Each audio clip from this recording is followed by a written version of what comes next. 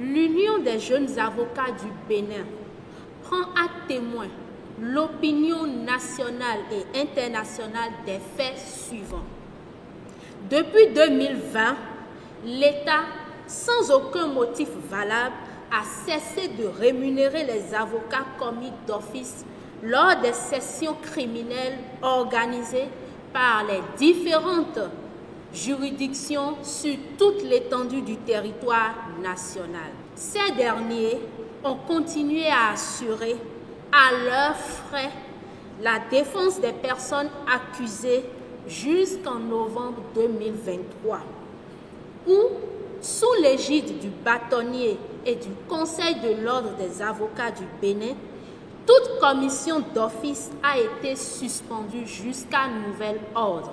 Depuis cette date, seuls les dossiers des accusés ayant les moyens de se payer les services d'un avocat sont programmés et jugés en session criminelle, pendant que les autres croupissent en prison sans jugement, puisque l'État s'est refusé d'assurer sa mission d'accès à la justice pour tous. Lors du procès de l'affaire dite d'atteinte à la sûreté de l'État, le président de la CRIET a saisi le bâtonnier de l'ordre des avocats aux fins de commission d'office d'avocats pour la défense de messieurs Olivier Bokor et Oswald Omeki, rappelant au président de la CRIET que les conditions de la commission d'office ne sont pas remplies en l'espèce, notamment l'impécuniosité des accusés. Le bâtonnier n'a néanmoins pas manqué d'attirer l'attention sur ce mouvement observé depuis novembre 2023 par les avocats.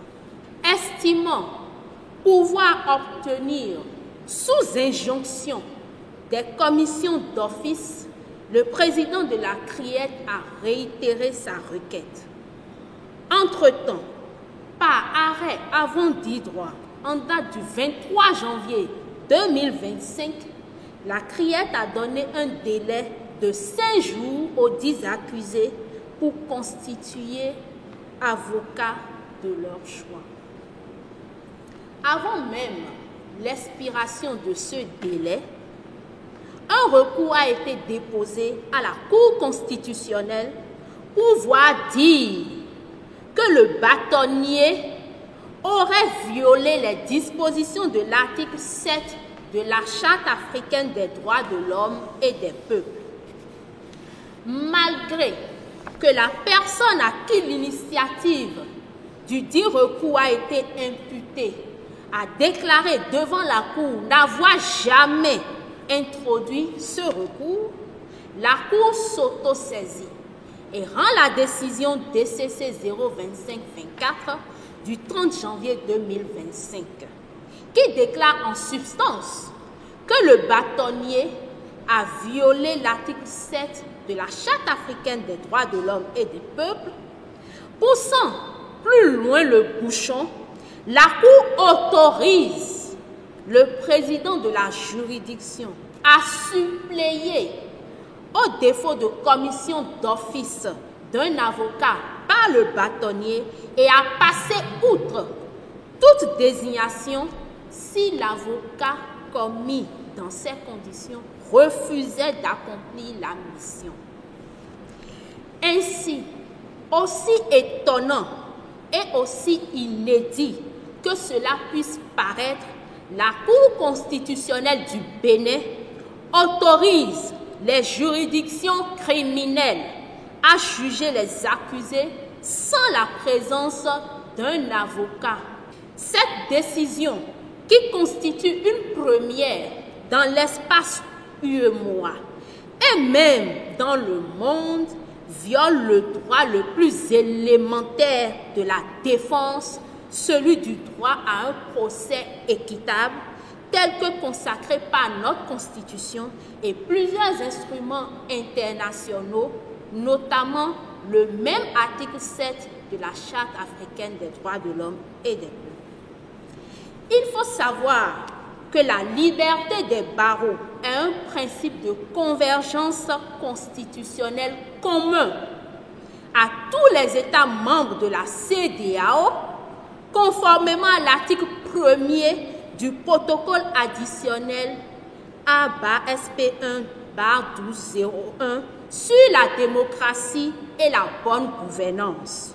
À cela s'ajoute le protocole de Bamako du 3 novembre 2000 sur le bilan des pratiques de la démocratie et des droits et libertés dans l'espace francophone, à travers lequel le Bénin a pris l'engagement ferme d'assurer l'indépendance de la magistrature, la liberté du barreau et la promotion d'une justice efficace, accessible et équitable, garante de l'état de droit.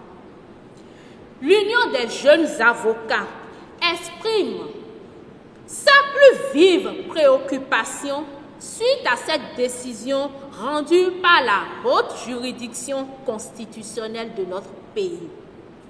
La Cour constitutionnelle, alors qu'elle a retenu la violation par le bâtonnier de l'article 7 de la Charte africaine des droits de l'homme et des peuples, a elle-même, en article 5 de sa décision, a donné la possibilité à un juge de juger en matière criminelle toute personne sans la présence d'un avocat.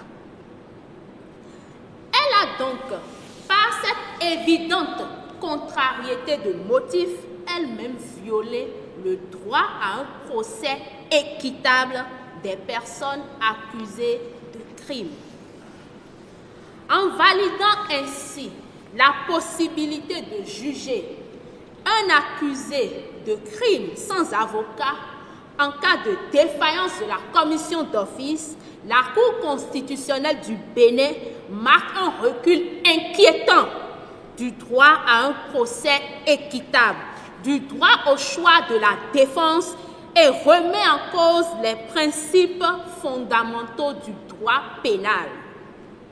Depuis le Code d'instruction criminelle de 1808, sous Napoléon Ier, l'assistance obligatoire d'un avocat en matière criminelle est une garantie essentielle contre les abus judiciaires.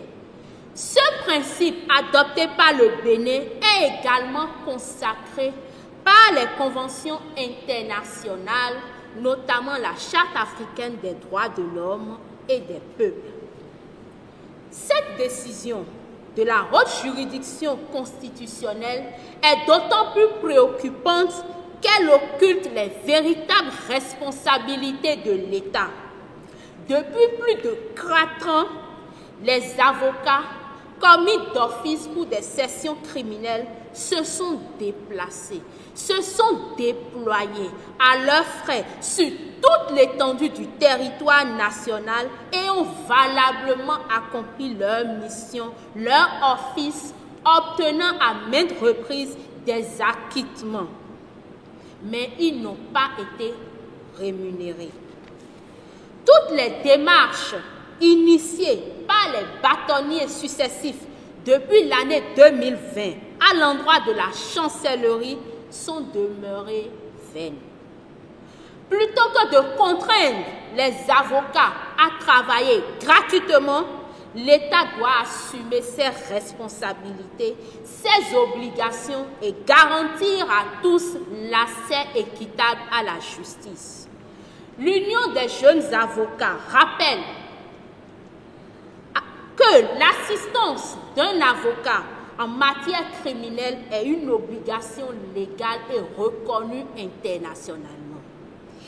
L'Union des jeunes avocats invite au paiement des indemnités dues aux avocats commis d'office depuis l'année 2020.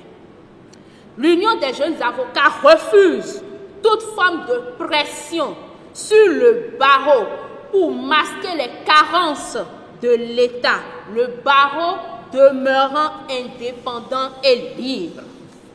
Nous appelons à cet effet tous les acteurs judiciaires à se mobiliser afin que cette atteinte aux droits fondamentaux ne devienne pas un dangereux précédent. Nous invitons par ailleurs le bâtonnier de l'Ordre des avocats du Bénin a saisi la conférence des barreaux de l'espace UEMORA au fin de dénoncer les atteintes graves portées à la profession d'avocat au Bénin.